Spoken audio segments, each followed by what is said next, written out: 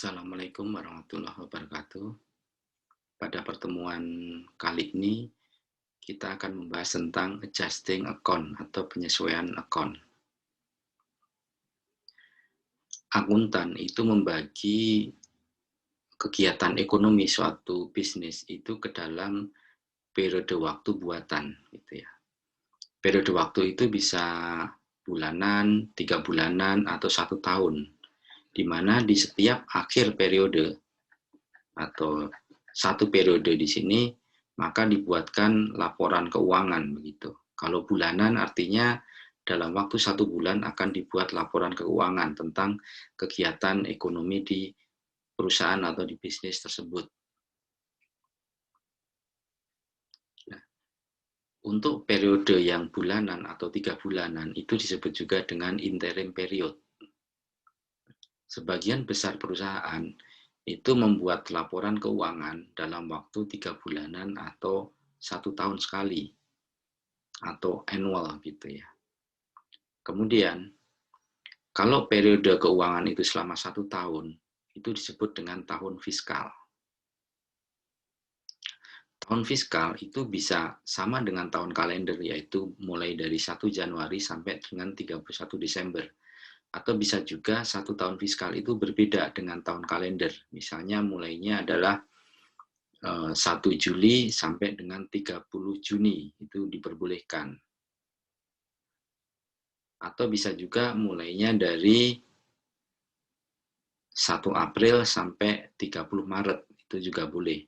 Yang penting adalah periodenya selama 1 tahun atau 12 bulan. Sehingga nanti laporan keuangan yang tahunan itu meliputi laporan selama 1 tahun fiskal. Selain tahun fiskal, itu juga ada yang namanya tahun pajak.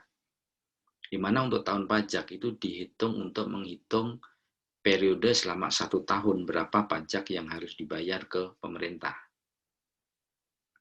Untuk tahun fiskal, setiap negara itu bisa berbeda-beda periodenya. Sebagian besar memang periodenya adalah mulai 1 Januari sampai 31 Desember. Tapi ada beberapa negara yang memulai tahun fiskalnya tidak sama dengan tahun kalender.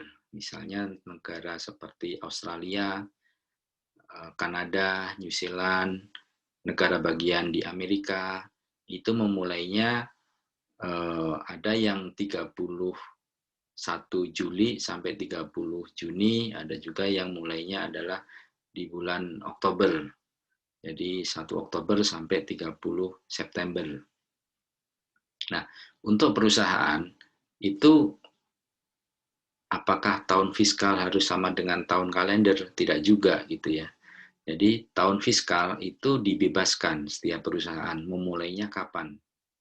Tetapi umumnya perusahaan akan menyesuaikan dengan tahun fiskal dari pemerintah yang bersangkutan untuk memudahkan pajak. Tapi ada juga beberapa negara akan memisahkan tahun fiskal untuk pemerintahan dan tahun fiskal untuk perusahaan itu dibedakan. Untuk Indonesia sendiri, tahun fiskal pemerintahan memulainya dari 1 Januari sampai 31 Desember. Sedangkan untuk tahun fiskal sebuah perusahaan itu boleh berbeda. Tetapi umumnya mengikuti tahun fiskal dari negara, yaitu mulai 1 Januari sampai dengan 31 Desember. Karena ini nanti berkaitan dengan tahun pajak, yaitu penghitungan periode 1 tahun di mana pajak harus dibayar.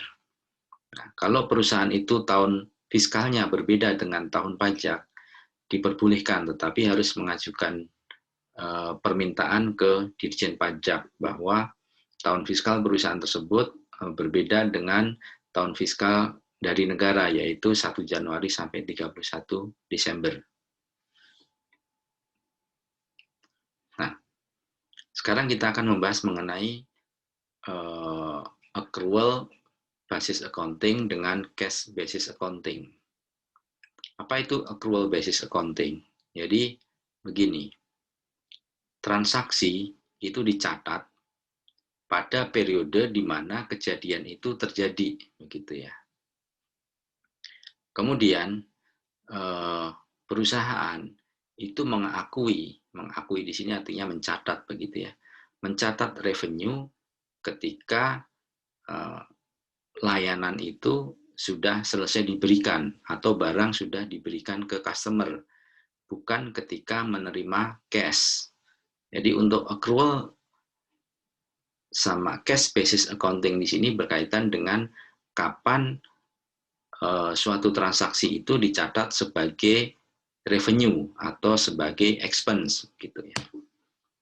Jadi saya ulangi lagi.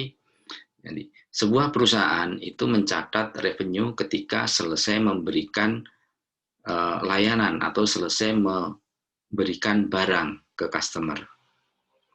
Kemudian expense itu diakui atau dicatat ketika digunakan, bukan ketika membayar. Nah, accrual basis accounting ini sesuai dengan standar GAAP atau Generally Accepted Accounting Principle.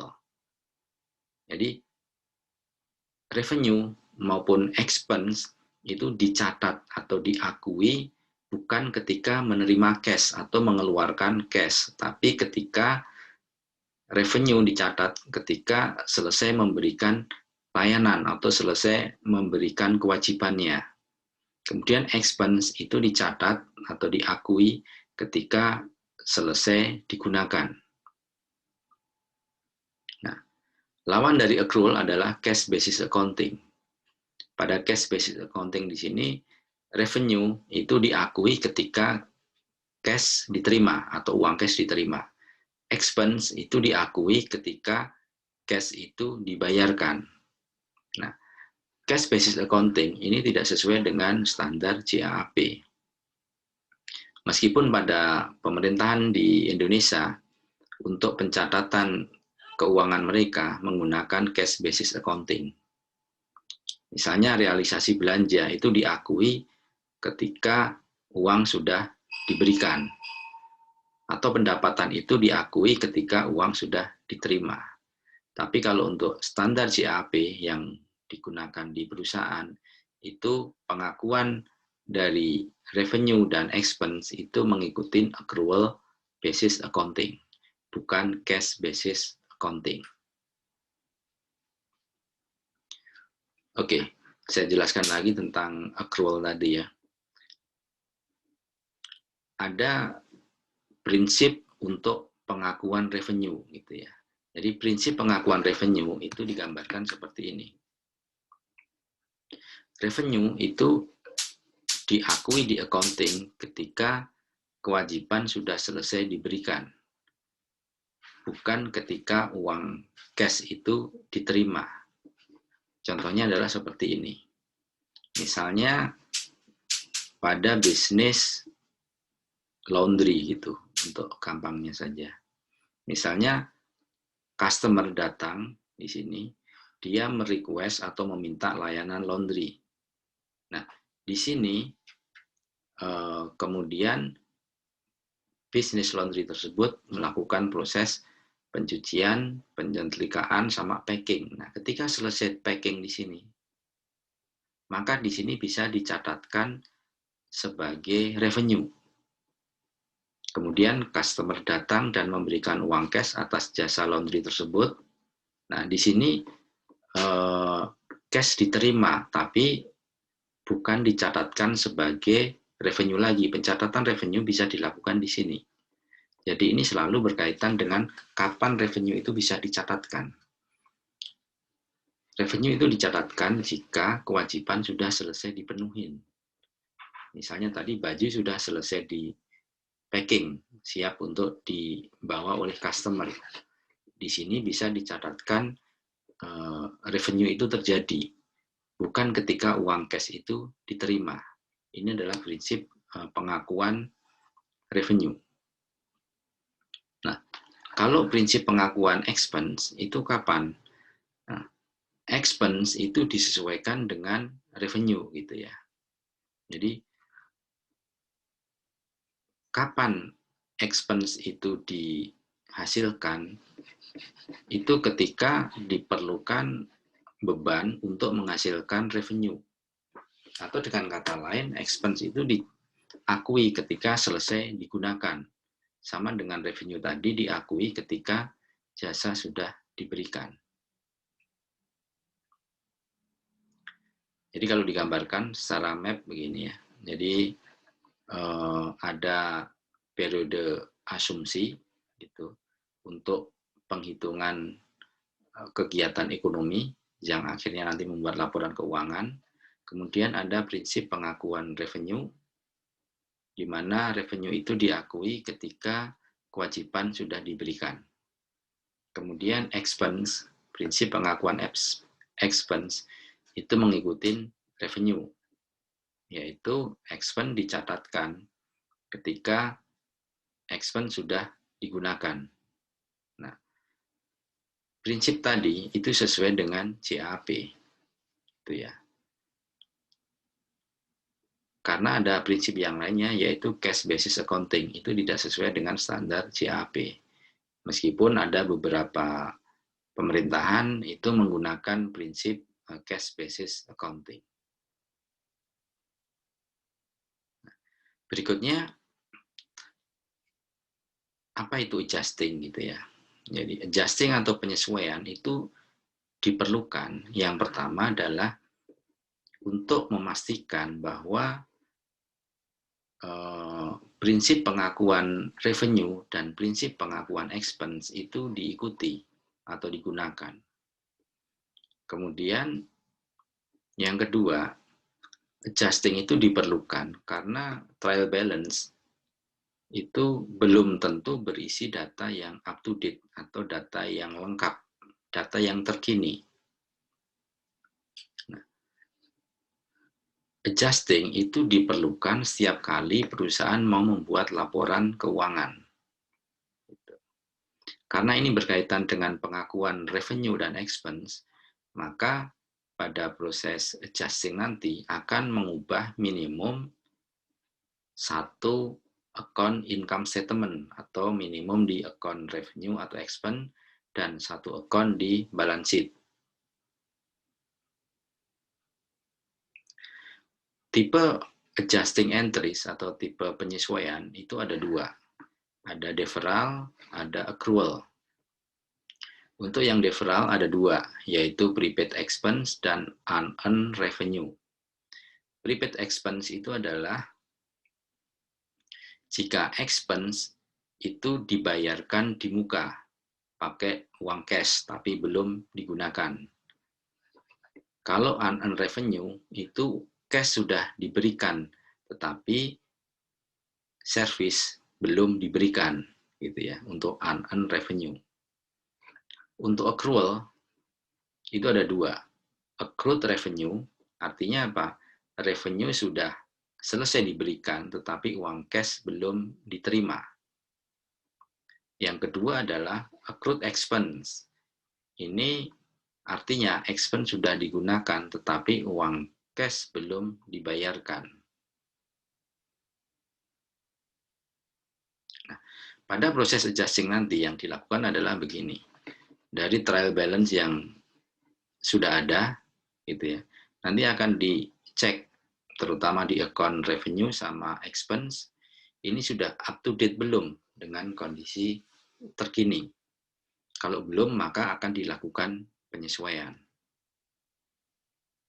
Oke, kita bahas satu-satu tentang penyesuaian atau adjusting tadi. Yang pertama adalah deferral. Nah, deferral ada dua ya tadi, prepaid expense dan unearned revenue. Ini berkaitan dengan kapan dia diakui begitu. Untuk memudahkan mengingat, deferral itu artinya uang sudah diterima, tapi pekerjaan belum dilakukan untuk yang unearned revenue. Untuk yang prepaid expense itu uang sudah dikeluarkan, tetapi expense belum digunakan. Nah, untuk prepaid expense itu biasanya berkaitan dengan asuransi, supplies, iklan, sewa, equipment, sama gedung, begitu ya. Nah, sehingga begini nanti pencatatannya. Ketika misalnya membayar asuransi, begitu ya, membayar asuransi di sini, Yang pertama, ketika itu terjadi, maka dicatat sebagai aset. Artinya apa? Kalau bayarnya pakai uang cash, cashnya keluar, kredit. Satu lagi adalah prepaid insurance, itu adalah sebagai aset juga. Begitu.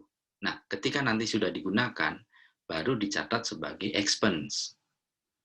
Untuk contoh detailnya akan dijelaskan nanti ya, untuk contoh transaksinya.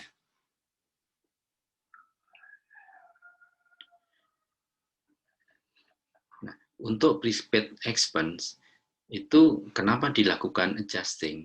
Karena prepaid expense itu bisa expire dengan adanya waktu. Jadi dengan waktu itu bisa mengkonsumsi dari aset tersebut. Maka diperlukan adanya adjusting. Di mana dengan adjusting nanti akan menambah expense account dan mengurangi aset account. Karena dengan waktu bisa berkurang aset tersebut. Jadi caranya nanti asetnya akan berkurang di kredit, kemudian expense-nya akan bertambah di debit. Begitu. Ini apa namanya contoh transaksi yang berkaitan dengan adjusting. Misalnya tanggal 5 Oktober itu ada perusahaan advertising Pioneer membeli suplai senilai $2.500. Nah, pada tanggal 5 Oktober ini dicatat gitu ya. Dicatat bahwa suplai bertambah, berarti debit 2.500. Kalau bayarnya pakai cash, cash kredit 2.500 itu tanggal 5 Oktober. Nah, kemudian dilakukan adjusting, penyesuaian. Tanggal 31 Oktober gitu ya. Tanggal 31 Oktober dicek ternyata suplesnya digunakan dan suples yang ada sisanya senilai $1.000. Contoh misalnya begini. Misalnya ini suples yang dibelikan berupa kertas begitu ya, senilai 2.500. Kemudian beli kertas katakanlah ada 25 pack begitu. Nah, kemudian tanggal 31 dicek ternyata kertas tersebut sisa 10 pack atau senilai dengan $1.000. Nah, maka pada tanggal 31 Oktober itu dicatat seperti ini. Ada supplies expense 1.500. Kenapa 1.500? Karena tadi kan suppliesnya ada 2.500, sisa 1.000. Berarti yang digunakan atau jadi beban gitu ya adalah sisanya berapa? 1.500. Satu lagi, supplies akan berkurang gitu ya. Supplies akan berkurang sebesar berapa? 1.500. Supplies ini adalah aset berkurang sehingga kredit, supplies expense bertambah, debit 1.500 begitu. Nah, ini nanti dicatat dalam jurnal, namanya jurnal adjusting. Jadi pencatatan ini dicatat di jurnal, namanya jurnal adjusting. Seperti ini. Jadi pada saat adjusting itu dilakukan pengecekan supplies gitu ya. Ternyata suppliesnya sisa 1.000 atau dengan kata lain supplies yang digunakan nilainya 1.500 karena nilai awal dari supplies adalah 2.500. Begitu. Sehingga supplies yang digunakan 1.500 itu dicatat sebagai expense. Kemudian supplies sebagai aset itu berkurang 1.500 begitu ya. Nah, ini dicatatkan di sini berupa jurnal begitu ya. Ada supplies expense bertambah senilai 1.500 dan supplies berkurang 1.500 juga. Nah, dari jurnal ini nanti akan diposting lagi gitu ya. Diposting kemana? Ke akun masing-masing. Akun supplies akan berkurang kredit 1.500 yang tadinya tanggal 5 Oktober nilai awalnya adalah 2.500 sehingga balance-nya tinggal sisa 1.000. Kemudian supplies expense bertambah tanggal 31 Oktober senilai 1.500. Balance-nya 1.500 juga, begitu ya, debit. Ini adalah contoh yang lainnya untuk prepaid expense, yaitu berkaitan dengan asuransi atau insurance. Misalnya pada tanggal 4 Oktober, Pioneer Advertising itu membayar $600 untuk asuransi kebakaran selama 1 tahun. Nah, pada tanggal 4 Oktober ini sudah dicatat di jurnal biasa ya, di General Journal, bahwa ada transaksi cash kredit 600, prepaid insurance debit 600. Nah, ini tanggal 4 Oktober. Kemudian tanggal 31 Oktober akan dilakukan pembuatan laporan keuangan sehingga diperlukan adjusting. Nah, pada proses adjusting di sini dianalisa. Ternyata asuransi itu sudah digunakan selama 1 bulan. Jadi mulai asuransi tadi dihitung tanggal 1 Oktober, meskipun belinya 4 Oktober gitu ya, biar pas tanggalnya. Nah, berarti selama 1 bulan sudah digunakan. Ini contoh bahwa dengan waktu itu aset bisa berkurang, sudah digunakan, misalnya asuransi ya. Nah, sehingga per bulan itu biaya asuransi bisa dihitung. Kalau $600 setahun, berarti per bulan adalah dibagi 12. Sehingga setiap bulan $50. Maka pada jurnal adjusting dicatatkan seperti ini. Ada expense berupa asuransi atau insurance expense bertambah, debit 50, kemudian satu lagi prepaid insurance itu akan berkurang, kredit 50. Jadi kalau dicatat di sini, ini adalah kondisi yang tadi saya jelaskan ya. Maka expense bertambah 50 dicatat di sini, insurance expense bertambah 50, prepaid insurance berkurang 50. Ini nanti kalau diposting ke akun masing-masing, untuk prepaid insurance pada tanggal 31 Oktober nilainya sudah berkurang. Yang awalnya 600 debit berkurang 50 kredit, sehingga balance-nya atau saldonya sisa 550. Kemudian ada akun baru di sini ya, insurance expense debit 50.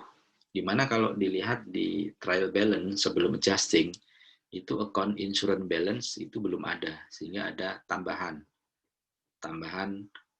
account expense, yaitu insurance expense.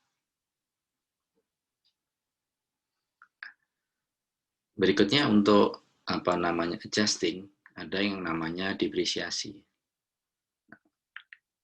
Depresiasi itu berkaitan dengan aset ya, aset.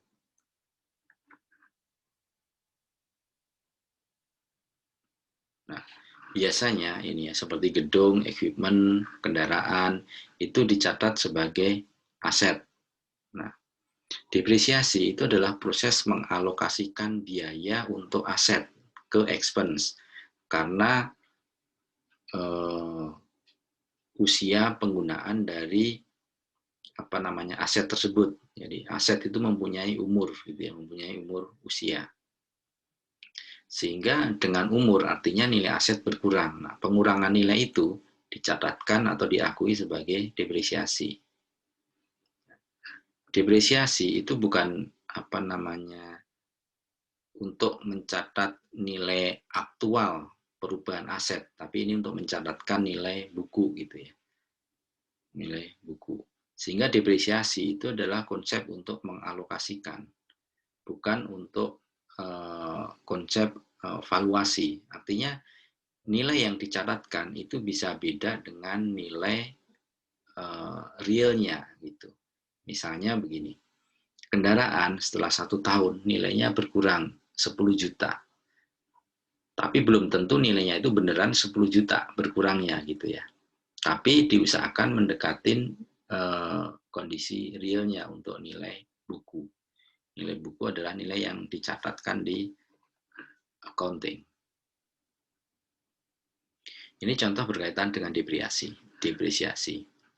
Misalnya perusahaan Pioneer tadi mengasumsikan ada depresiasi atau pengurangan nilai untuk equipment-nya sebesar $480 setahun atau sebulan senilai 40, yaitu 480 dibagi 12. Sehingga nanti dicatatkan seperti ini. Ada expense, yaitu depresiasi expense, bertambah debit. Kemudian ada accumulate depreciation untuk equipment ya. Accumulate depreciation untuk equipment senilai 40 atau berkurang nilai equipment-nya ini 40. Karena ini dicatatkan selama 1 bulan misalnya ya pengurangan nilainya. Nah, accumulate depreciation itu disebut juga dengan kontra asset account atau account yang mengurangi nilai aset. Nah, nanti pencatatannya adalah seperti ini. Misalnya tadi ya, equipment dia berkurang nilainya karena depresiasi, maka dicatatnya adalah ada depresiasi expense senilai 40 bertambah debit, kemudian ada accumulate depreciation untuk equipment. Dia berkurang atau kredit 40. Nah, nanti ini kalau diposting ke account-nya itu untuk accumulate depreciation biasanya akan dibuat account tersendiri begitu ya.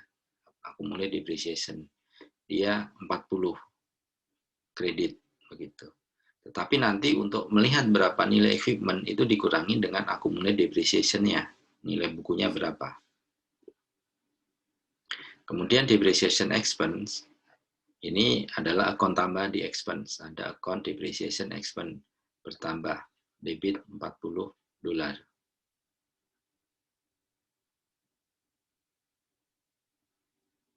Ini tadi ya yang saya jelaskan. Book value atau nilai buku nanti untuk equipment misalnya nilai awalnya adalah $5.000.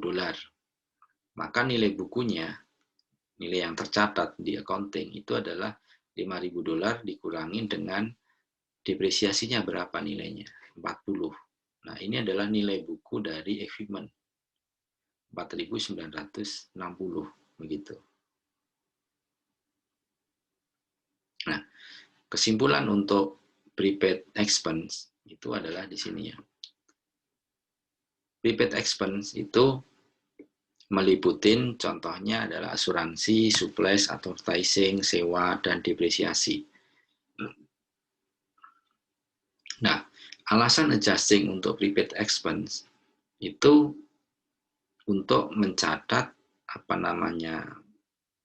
expense yang ada di aset karena digunakan gitu ya. Baik itu digunakan karena waktu atau benar-benar digunakan oleh perusahaan.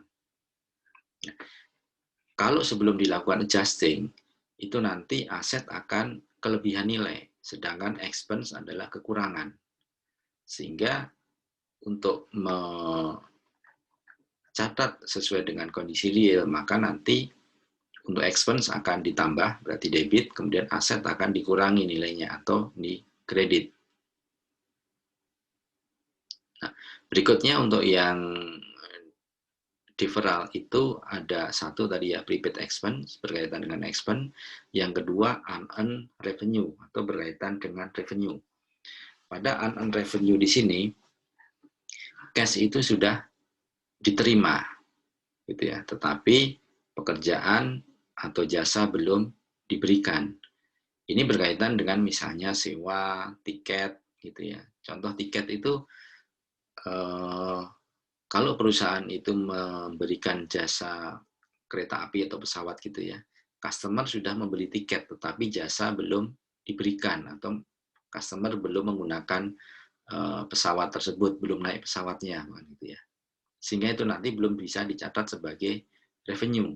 Revenue dicatat jika customer sudah menggunakan jasanya. Kemudian langganan majalah maupun customer yang deposit, ngasih uang di muka, tapi jasa belum diberikan.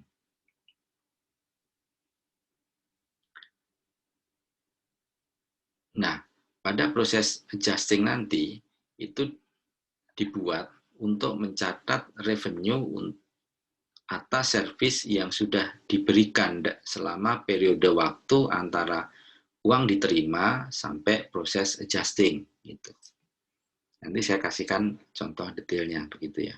Caranya dengan bagaimana? Caranya dengan mengurangi atau decrease liability dan menambah ke revenue atau ke revenue account, cara adjusting untuk unearned revenue. Ini contohnya, misalnya Pioneer Advertising menerima uang cash 1.200 pada tanggal 2 Oktober gitu ya untuk advertising services. Jadi pada tanggal 2 Oktober di sini dicatat dulu di general journal gitu bahwa terima uang cash 1.200, cash debit 1.200. Yang kedua apa dicatatnya sebagai unearned revenue atau liability di situ. Liability kredit 1.200. Nah, jadi pada tanggal 2 Oktober itu belum dicatatkan sebagai revenue. Nah, masih dicatatkan sebagai cash sama hutang ya. Pada tanggal 31 Oktober itu akan dibuat laporan keuangan, maka dilakukan proses adjusting.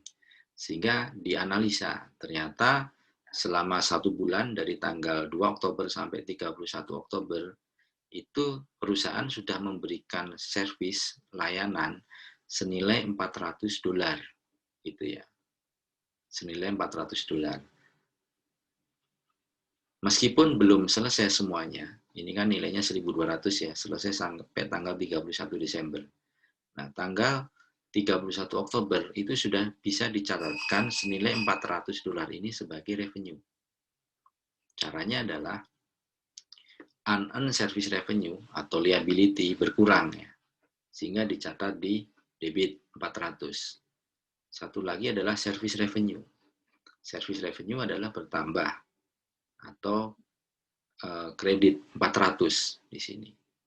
Nah, ini adalah proses adjusting sehingga mendekatin kondisi real perusahaan bahwa ada revenue yang bertambah meskipun pekerjaan belum selesai semuanya sehingga dicatat berapa servis yang sudah diberikan. Oh, nilainya adalah 400. Nah, sehingga ini dicatat tadi setelah adjusting dicatat di jurnal adjusting ada unearned service revenue berkurang 400, service revenue bertambah 400 kredit. Ini unearned service revenue berkurang, jadi dia debit ya 400. Kemudian diposting ke akun masing-masing. Untuk unearned service revenue tadi ya, nilainya adalah 1.200 hutangnya kredit. Maka berkurang 400 sehingga hutangnya hutang jasa ya, nilainya tinggal 400 balance-nya. Untuk service revenue itu bertambah senilai $400 sehingga balance-nya jadi 10.400. Ini adalah service revenue sebelumnya ya yang sudah selesai diberikan. Nah, sehingga dengan adanya adjusting untuk unearned revenue tadi itu dilakukan karena kalau tidak dilakukan maka liability akan kelebihan atau hutang kelebihan. Padahal hutang itu sudah berkurang dengan nilai servis yang sudah diberikan senilai 400 ya tadi contohnya. Kemudian revenue akan kekurangan. Padahal ini ada pertambahan revenue. Sehingga untuk menyeimbangkan ini, maka liability akan berkurang atau di debit, revenue akan ditambah atau di kredit. Nah, ini contoh yang lain untuk memudahkan pemahaman. Contohnya begini misalnya. Tanggal 31 Oktober dari jurnal kemudian diposting, kemudian dibuat trial balance, itu ada account seperti ini. Prepaid insurance, debit 3.600, supplies 2.800, dan seterusnya. Nah, setelah dianalisa pada tanggal 31 Maret, ini mau membuat laporan keuangan, maka dilakukan adjusting. Dari hasil analisa adjusting, diperoleh informasi seperti ini.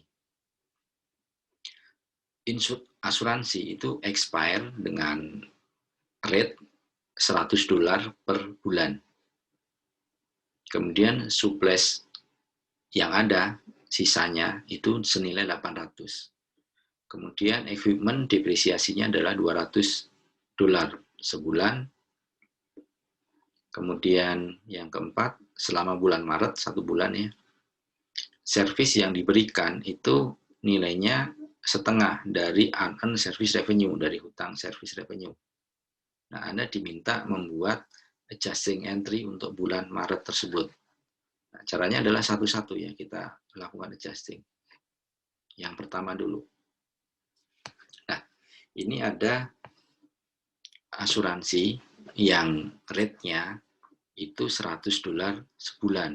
Katakanlah ini ada prepaid insurance nilainya adalah 3.600. Nah, kalau melakukan adjusting itu periode waktunya adalah 1 bulan, berarti ada prepaid insurance yang sudah digunakan selama 1 bulan, tapi belum dicatat. Nilainya berapa? $100. Maka mencatatnya adalah seperti ini. Ada insurance expense-nya bertambah ya, karena penggunaan asuransi, nilainya adalah 100, debit ini ya. Satu lagi apa? Ini, prepaid insurance-nya berkurang, asetnya berkurang, senilai 100 juga, kredit 100.